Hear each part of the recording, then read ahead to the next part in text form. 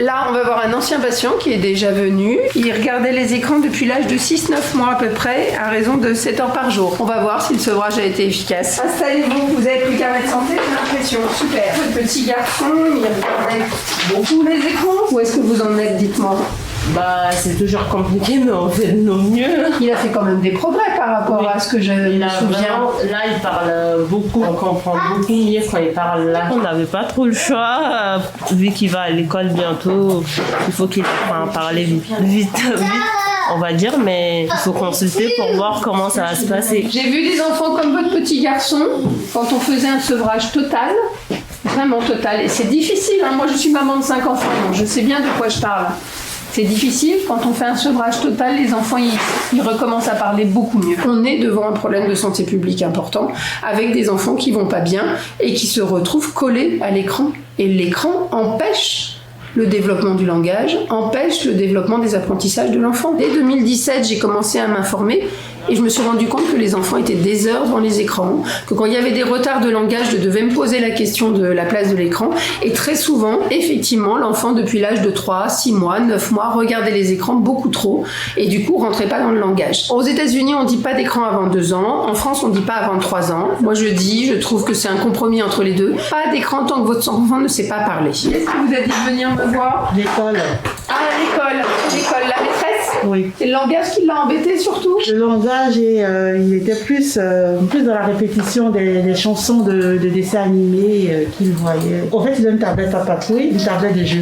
Ah, il a une tablette, il a sa tablette. Voilà, un petit ordinateur. Est-ce que vous pensiez quoi de ça? Vous pensez le langage. Que ça développait le langage. Oui. D'accord. Comme il a du mal à parler, je me suis dit peut-être avec ça, ça allait faire quelque chose. On voit toutes les semaines des enfants qui vont très très mal et on est en train de créer un handicap qui aurait pu être évité. Les parents ont cette notion de pédagogie. Oui. Ils ont l'impression que l'enfant, il apprend quand même quelque chose, puisque l'enfant, il fait l'alphabet. On prend les choses à l'envers. Ce que j'explique dans les fondations d'une maison, d'abord, on apprend à parler, puis on mettra l'alphabet tout en haut sur le toit. Là, on est en train de faire des apprentissages qui sont à l'envers. Quand vous arrêtez, il est fâché. Oui. Et c'est ça, c'est les grosses colères. Les grosses colères. Ouais. L'addiction, on dit que c'est au moins plus de 6 à 12 mois de temps où on est inadapté par rapport aux produits. Ou une addiction sans substance comme est l'écran. Et donc ces enfants, ça fait largement plus parce qu'ils ont tous au moins plus d'1 an, voire plus de 2 ans pour certains, de temps d'écran inadapté. Pourquoi addiction? Parce qu'ils ne pensent qu'à ça, parce qu'ils en redemandent plus, parce que la seule chose qui leur fait plaisir, c'est ça, parce que quand on leur enlève, ça entraîne des situations de stress, de colère, de frustration ingérables à tel point qu'on leur redonne. Donc tous ces processus-là, c'est les processus de l'addiction. Au début, on s'est dit, bon, ça calme un peu, on a le temps de faire ce qu'on peut, mais bon, après, voilà. Les conséquences sont là. C'est pas évident de s'organiser, tous seuls, 3 enfants, faut faire le ménage, faut faire à manger. Donc tu te dis, là, ils regardent la télé, tout le monde est assis, on peut faire ce qu'on peut. Et puis après, on trouve ça comme une solution. Quand vous craquez, vous ne lui mettiez pas ce qu'il aime. Il faut lui mettre autre chose, des choses qui vont doucement. Choupi, trop. Il va pas aimer parce que ça va trop doucement par rapport à Patrouille et tout ça, qui va beaucoup trop vite et qui fait exprès pour que son cerveau ne s'arrête pas de regarder. Les choses lentes, ça fait moins de mal. Allez, courage. Merci.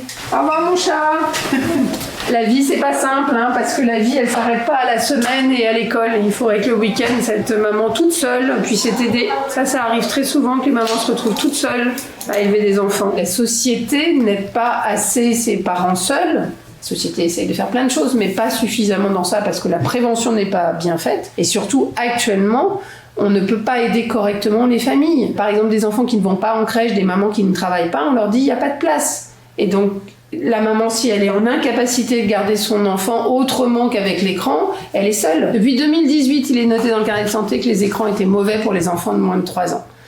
Il n'y a que 10% des parents qui le font. Il est parti en vacances au mois de février et ça a été une catastrophe. Le devenait intenable et la seule chose qui le calmait, c'était les écrans. Et ce qu'il aime beaucoup, c'est vraiment scroller. Enfin, voilà, on dit scroller même quand on a juste 3 ans aujourd'hui, parce que c'est son anniversaire aujourd'hui. Hein. Il faut commencer très tôt. Quand vous attendez un bébé, les parents qui attendent là un enfant, et ben dès la grossesse, il faut se poser la question, qu'est-ce qu'on va faire avec notre téléphone quand le bébé sera là? On se dit au revoir? Non, ça va dit qu'on essaie? Ça y est, Tiens, on va on voir. démarre. Ouais, c'est très bien.